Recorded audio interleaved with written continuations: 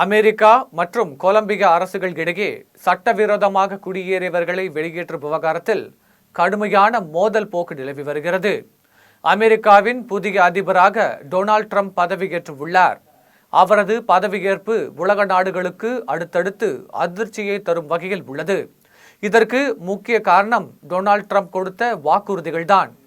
அமெரிக்க அதிபர் தேர்தல் களத்தில் அமெரிக்கா அமெரிக்கர்களுக்கு என்ற கோஷத்தை எழுப்பி டொனால்ட் ட்ரம்ப் பிரச்சாரம் செய்தார். மேலும் அமெரிக்காவில் வசிக்கும் இந்தியர்கள் உட்பட மற்ற நாட்டினர் பலரையும் நாடு கடத்த உள்ளதாக கூறினார். அவரது இந்த பேச்சுக்கு அமெரிக்கர்கள் மத்தியில் ஆதரவு பெருகியது. அதுவே டொனால்ட் ட்ரம்ப் வெற்றிக்கு வழிவகுத்தது. இந்த நிலையில் டொனால்ட் ட்ரம்ப் ஆட்சிக்கு வந்தவுடன் மற்ற நாட்டினரை வெளியேற்றும் பணிகளை தீவிரப்படுத்தியுள்ளார்.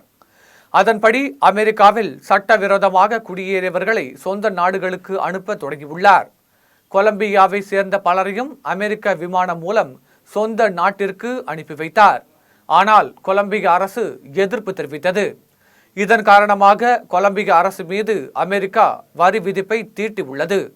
மேலும் கொலம்பியாவை சேர்ந்தவர்களுக்கான விசாக்களையும் ரத்து செய்ததுடன் அமெரிக்காவுக்கு அந்த நாட்டு பயணிகள் வர தடை விதித்து உத்தரவிட்டது. இதற்கு பதிலடியாக கொலம்பியாவும் அமெரிக்க பொருட்கள் மீது வரி விதித்து உள்ளது. சட்டவிரோதமாக குடியேறியவர்களை திருப்பி அனுப்பிய விவகாரத்தில் அமெரிக்கா மற்றும் கொலம்பியா இடையே மோதல் உச்சமடைந்துள்ளது. இதற்கிடையே சட்டவிரோத குடியேற்ற விவகாரம் உலக நாடுகள் இடையே பதற்றமான சூழலை உருவாக்கி வருகிறது. அதேபோல் அமெரிக்காவில் அதிக அளவு சட்டவிரோதமாக குடியேறுபவர்களில் இந்தியர்களும் பெரும் பங்கு வகிப்பதாக அந்நாட்டு தரப்பில் கூறப்படுகிறது. இது தொடர்பாக கடந்த சில மாதங்களுக்கு முன்பு மறைமுக மோதல் போக்கு நிலவியது. மேலும் கிறிஸ்துமஸ் பண்டிகைக்கு கூட இந்தியர்கள் பலர் சொந்த நாட்டிற்கு வராமல் இருந்தனர். இதற்கு காரணம் டொனால்ட் ட்ரம்ப் கூறிய வார்த்தைகள் தான் என்று கூறப்படுகிறது.